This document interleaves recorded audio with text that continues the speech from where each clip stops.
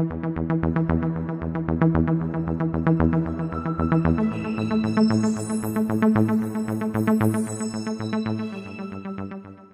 what is up everybody? Welcome back to Mid-Level Media Channel, your hub for everything physical media and entertainment. Look guys, I'm over here on my couch because I just want to chill.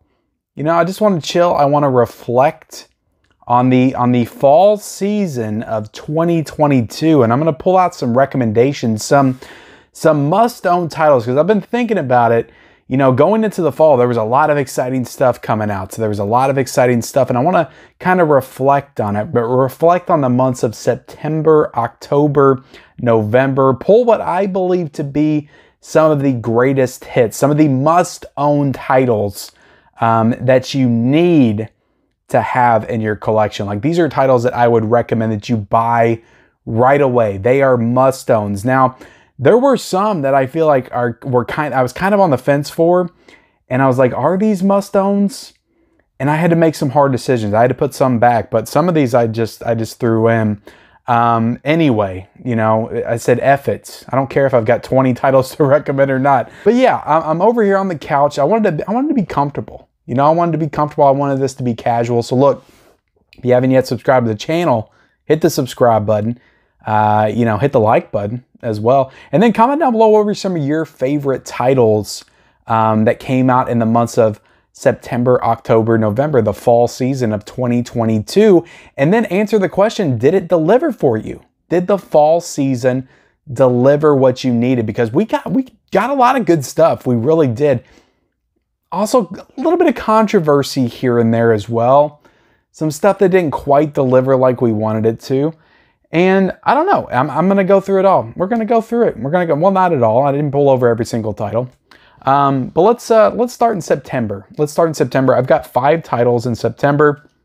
Let's talk about, and I'm not going to be like giving prices and all that kind of stuff and telling you where to buy them and all that. You're going to have to do your own research on this video, but I'm going to show the titles off. And I'm going to talk about why I think that they're must-owns. But I'll go ahead and pull these two together. But The Lost Boys and Poltergeist, these were two very exciting releases. I remember when I first reported on these on the Physical Media Report, they were only rumors. It was like the beginning of 2021. It was like within the first few months of 2021. And everybody was super excited for both of these movies to come to 4K. And they both ended up coming out on the same day. They both ended up coming out, I think it was September 20th, 2022. And regardless what you think about these slipcovers, they're not the best slipcovers. Warner Brothers, you know, doesn't always do the best artwork. These were great, spectacular 4K restorations by Warner Brothers. They did a hell of a job. They did these movies justice. And I had never seen The Lost Boys before. The first time I watched it was on 4K. I mean, I had seen a little bits and pieces of it on TV when I was a kid and stuff like that, but I had never watched the Blu-ray. So this was a definite, you know, upgrade for me. Never really seen the movie other than TV. So I thought this looked spectacular. Now, as for the actual movie, I really enjoyed it. Really enjoyed The Lost Boys. Didn't love it, but I would recommend, especially if you're a fan of this movie. Like, this movie has never looked better. It looked spectacular. Warner Brothers did a great job on it. And then Poltergeist as well. Been watching this movie since I was a kid. DVD, VHS, Blu-ray. And I'm telling you right now, hands down, this looked the best it's ever looked. And that, you know, take this warning seriously down here. The strobe light epilepsy. Like, if you're epileptic, if you're prone to that kind of stuff, take that seriously, because there's a sequence that, like, I almost felt like I was going into shock. And I'm not even epileptic, but like the lights are just flickering. It's so, like, with that HDR and the contrast levels, it is just so intense. And yeah, definitely take that sticker seriously. But Poltergeist, oh my God, it looks so good. So Warner Brothers couldn't have done a better job with those two movies, in my opinion. I think they absolutely delivered, and people have been anticipating those for the longest time. Now, one I did not expect to be as good as it was. I probably should have, given the studio that did this, but I Know What You Did Last Summer. This was a spectacular 4K restoration. Like, Sony did a hell of a job on this one. And I love how they have their original artwork, and then you lift this up and it's the original poster underneath. Like, they're one of the only studios that's doing stuff like that. Like, most other studios are not doing that. They do a slipcover, the same artwork on the cover underneath. But I'm telling you right now, for my money, this was one of the best 4Ks of the year. Like, it looked fantastic. And there's another horror movie from 1997 that came out next month that I'm not going to mention in this must own. And this movie just blew it out of the water. Blew it out of the water. Sony just did a hell of a job with I Know What You Did Last Summer. Never been one of my favorite 90s slasher movies, but when I rewatched it, I regained a little bit of appreciation. And the great restoration definitely helped. But there was some new features in here as well. Like, they added in some new deleted scenes, never before seen deleted scenes. So you have to appreciate that. Give it to Sony for putting some new features in their releases.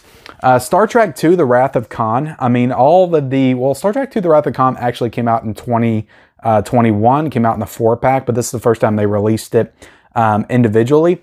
I didn't pull all the Star Trek movies because 1 through 6 came out on 4K this month. I didn't pull all the Star Trek movies because I thought Wrath of Khan looked the best. This by far looked the best of all of them. They all look great. I would recommend them all, to be honest. But Wrath of Khan, if you're going to get one, I mean, it's the best movie as well. If you're going to get one, get Wrath of Khan. This looks spectacular. Paramount did a really great job on that one. And then I got to talk about Amityville Horror. I wanted to do a review for this on the channel, but I never got a chance to. And my God, like, Vinegar Syndrome did this restoration. And this is why I'm becoming more of a believer in Vinegar Syndrome and just what they can do as a boutique label. Their 4K restorations, like, from what I've seen, Dead Heat that came out earlier this year, Cloak and Dagger is like one of the best restorations of the year. And then Amityville Horror, we'll talk about another one here in a second, but it looked amazing. Like, Amityville Horror I watched on Blu-ray last year, and it's night and day. Like, what the work that Vinegar Syndrome did with this release was incredible. And this artwork right here, guys, oh my God, like, Vinegar Syndrome. I'm really, like, I've been talking crap about Vinegar Syndrome for a long time. I'm really starting to become a fan, like, almost to the point where I've contemplated signing up for the subscription in 2023. Even though I know I'm going to get a lot of bad movies, I get these, like, releases in the packaging. Oh my God, you can't beat the Vinegar Syndrome packaging. Look at that on the back. And I love this movie. It's such a classic horror movie. If you want to know where the template for the classic, like, family haunted house horror story came from Amityville Horror, or at least in the modern era. I'm sure there was some stuff before this, but in the modern era, if you want to know where the Conjuring, stuff like that came from Amityville Horror. This is the GOAT. This is the OG right here. And freaking Vinegar Syndrome just knocked this release out of the parks. But plenty of great special features as well. And that's September. Let's talk about October. Let's talk about October. I'm going to have to start burning through these a little bit quicker because I don't want this video. I'm feeling really comfortable over here. I feel like I could do this and talk about movies all day. I don't know. Why don't I just do all my reviews and stuff like this? But anyway, Fright Nights came out in October, I think right at the beginning of the month. But like Lost Boys, I was really anticipating this because I'd never seen Fright Night before. The movie's good. I really enjoyed the movie. The effects, the makeup effects and stuff look spectacular. But I didn't love the movie like I was hoping to. But the 4K restoration, and I will specifically remember this one because I got my new TV and this was the first movie that I watched on it. I got my OLED C2 65-inch in October, right at the beginning of October. This is the first movie I watched. So to watch this movie on the OLED for the first time, it blew my mind. This movie from 1985, the year I was born, looked so pristine, so crystal clear. It looked like a movie that was made today and put up on Netflix or Hulu or in the theaters. It just looked like a modern movie. Like, it looked so clean and so good. So Sony did this transfer, and like I Know What You Did Last Summer, they couldn't have done a better job. Like, this movie had to have looked, like I hadn't seen it before, had to have looked the best it's ever looked. But the Steelbook is fantastic as well. And the other thing I got to give Sony props on, and again, with I Know What You Did Last Summer, they added new special features. They added a ton of special features with this release. This is a 3-disc collector's edition. And you get the 4K, you get the Blu-ray, you get another Blu-ray loaded with special features. You get a documentary. I think what was it called? Hey Cool Brewster or something. Hey There Brewster, I think is what is it? You're So Cool Brewster, that's what it is. So that's an entire documentary. They also did an entire, like, over the internet, like Skype call, like table read, script read of the movie. But Fright Night was still a really awesome release. I'm definitely going to revisit this movie because I feel like this is one that might grow on me over time. Universal Classic Monsters Collection. This was a great release. Like, Universal's been killing it with these restorations, these classic restorations. Movies from the 30s. A lot of movies from the 30s in the first set. Only 2 in this one, I believe. I think they had some 40s and 50s in here with Phantom of the Opera and Creature from the Black Lagoon. But excellent restorations. Like, they are killing it with the restorations. The Mummy looked great. Bride of Frankenstein looked incredible. So the work that they're doing with the 4K restorations, and I love that. I want more of that. Like, I want more 30s, more 40s done in 4K because, it just makes me feel better. Like, as a fan of film, as a fan of film preservation, the fact that these movies are safe, like they're being preserved for years to come on disc, on 4K disc in the best possible format. So I want more of that. It's stuff that I know is not going to move the needle as much. Because let's face it, most people don't care about this stuff that's back in the 30s and 40s. But hopefully with nice, like, cool releases with cool slipcovers, it may attract the attention of those that may not, give them the time of day or something. But I don't know. This was a great set. Universal Classic Monsters Volume 2. Does annoy me a little bit that they don't put Volume 2 on here. Like, I don't get that. The same thing with the Hitchcock set. But The Mummy, Bride of Frankenstein, Phantom of the Opera, Creature from the Black Lagoon, it definitely delivered. It delivered like the first one did. So have to recommend this, especially if you're a fan of those classic monster movies. Some people's going to be like, why are you talking about this, Ken? But look, I'm not factoring in prices. I said that. I enjoyed the hell out of my watches of these. I really did. The Halloween 4K set, and I was really on the fence about buying this one. But I had to because I'm a completionist. I had the first 5. I had to get these next 3. But you had Curse of Michael Myers, which I enjoyed a lot more than I remembered. And it was cool that they had the theatrical cut and the producer's cut in here. And they're both really different. Like, they're different cuts, like really different cuts. But you have H2O, which looked great. Like, this looked spectacular on 4K. It was probably the best of the bunch. And then Resurrection, which, is a joke amongst everybody, as it should be. It's still a fun movie, and it looked really good in 4K. So I enjoyed this. I enjoyed the hell out of my watches of these. So I'm not going to sit here and say you have to get this if you're not a huge Halloween fan. But if you are, I would recommend getting it. I'm sure it's going to drop in price, though, at some point significantly. Army of Darkness on 4K. I thought this was my second watch on my TV. I thought this looked incredible in 4K.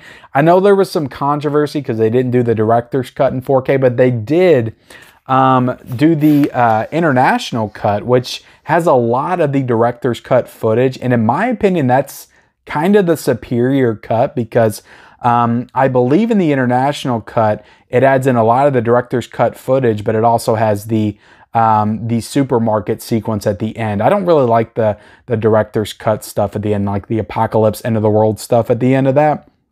I'm not a huge fan of that. But the international cut is a 4K scan, so that one looks great, and it has the director's cut, a lot of the director's cut stuff in it. So I don't know. I don't think it's fair to really criticize it. If they couldn't do the full restoration on the director's cut, if they didn't have all the materials, then they didn't have all the materials and they couldn't do it. I think that the theatrical cut definitely delivered. Like the 4K restoration on that was incredible. It looked fantastic. So I thought that this was an excellent release. And of course you have the theatrical cut on Blu-ray with a 4K scan as well. So really the only disc in this set that was not a 4K scan was the director's cut, which a lot of people were disappointed in. But I don't think that it's too bad in my opinion, because I mean, in the international cut has a lot of the director's cut stuff. I'm not going to edit this, guys. You're going to see all my fumbles. But yeah, Army of Darkness is a super fun movie. Like it's one that I've grown up with for sure. I don't know where it would rank for me in the franchise. I feel like it would definitely go above 2. It would definitely go above 2. I don't know if it would go above 1, and I love the remake as well, but Army of Darkness is fantastic. It's very goofy, but it's in a very fun way. Very fun movie. I don't know if anybody's going to like this. I don't know if this movie's for everybody, but I really enjoyed Satan's Little Helper from Synopsis. And this is one of the only Blu-rays, I believe, that I'm recommending here, just straight Blu-rays. But this is a great transfer by Synopsis. They did a really good job on this one. This is from 2004. And this is a really fun movie that when I came into it, I was like, this movie is trash. And then, but when it got to a certain scene and sequence, I was like, I'm all in. I'm all in on this movie. This movie's fun. I got what they were doing and what they were going for. So Satan's Little Helper was really fun. I would recommend picking this up if you're a horror fan, at least. Also, if you're a horror fan. Oh my goodness, all my movies are falling over here. Look. All right, so also if you're a horror fan, you gotta have The Return of the Living Dead on 4K in your collection. So this is I believe this one was a 3-disc set as well. So yeah, you get a 4K, you get the Blu-ray, and you get the Blu-ray of the special features.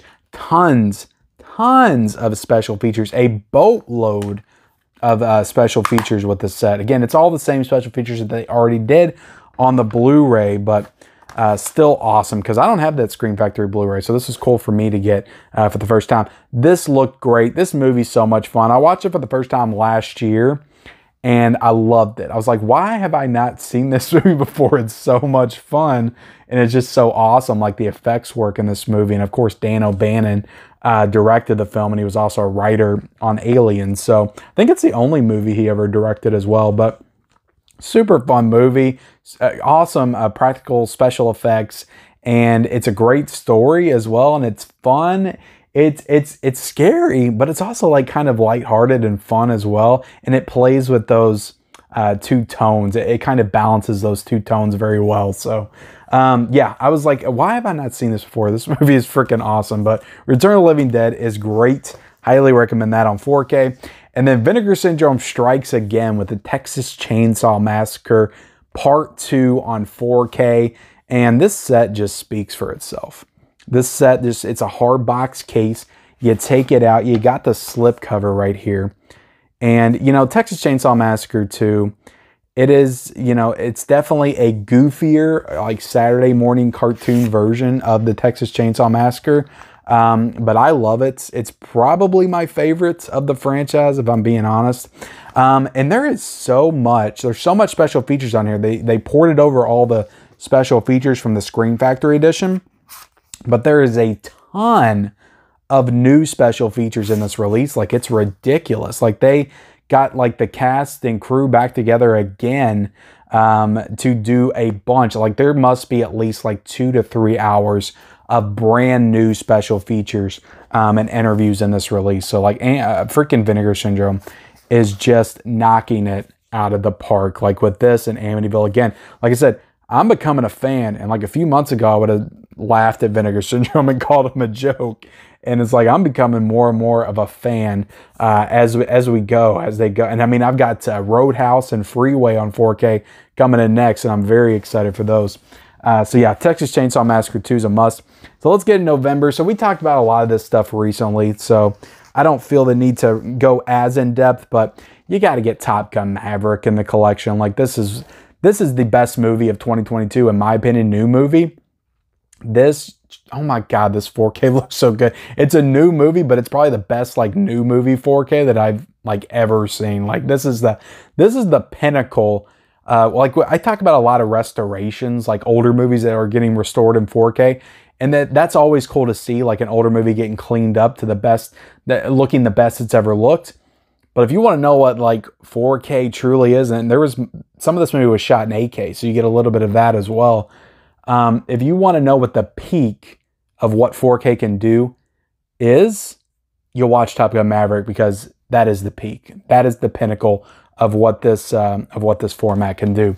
Top Gun Maverick, just an amazing movie. It's a movie that, like, and I don't do this with a lot of new movies.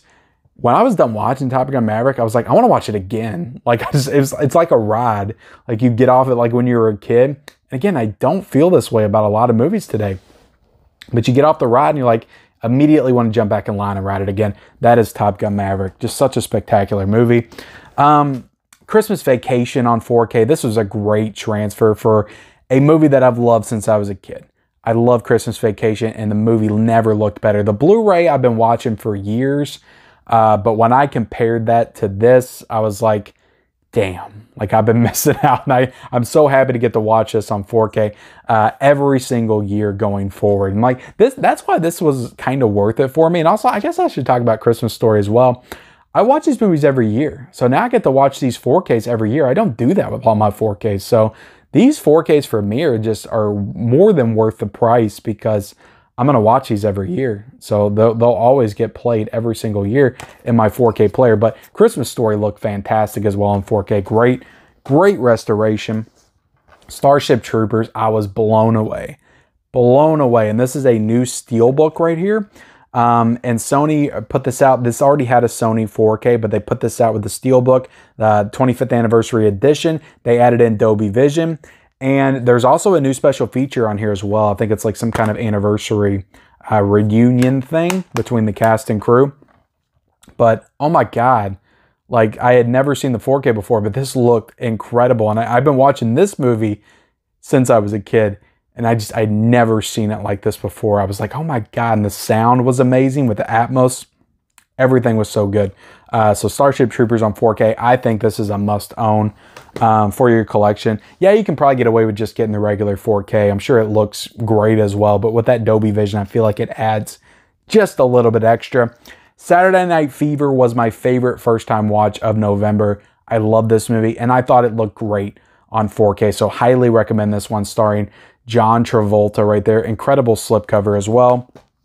Reservoir Dogs might be the best and most significant 4K upgrade of 2022. I thought this looked amazing. And when you compare it to the Blu-ray that came out, like it's literally night and day. It's like that is almost DVD quality. And this is one of the best 4Ks that I've seen all year. Like it's up there with Godfather, the Drive 4K from Second Sight, like Lionsgate. I don't know who they had working on this thing, but geez, like when first images popped up, I was like, damn, this is one of the best looking 4Ks I've seen. So awesome looking steelbook too by Lionsgate. We're going to try to get them that award this year for sure for this steelbook like they did American Psycho. So definitely go vote. Go vote. Go push for Reservoir Dogs to win an award, a Clio award. Let's get it for him. Elvis Blue Hawaii. This is a Paramount Presents title. And this is a 4K Paramount Presents, which I've been kind of like confused about a little bit. Like, what is Paramount Presents doing? Like, they're still doing Blu-rays and they're doing 4Ks. And the 4Ks are still numbered like in the line. And then they're taking some of the Blu-rays on the line and they're doing 4Ks with those, but they're not a part of the Paramount Presents line. Such confusing things going on with Paramount Presents. But taking all that out of it, Elvis Blue Hawaii on 4K looked amazing. The movie was pretty good. I enjoyed the movie. It's a nice little romantic comedy set in Hawaii, but with that Hawaiian setting, I was like, damn, like Paramount, this is what Paramount can do? They can do this? Like, do this all the time, please. Why didn't you all do this with Planes, Trains, and Automobiles? And I get, you know, it's different materials and elements and they're drawing from different stuff, but Elvis Blue Hawaii, my God, looked great on 4K. One of the best.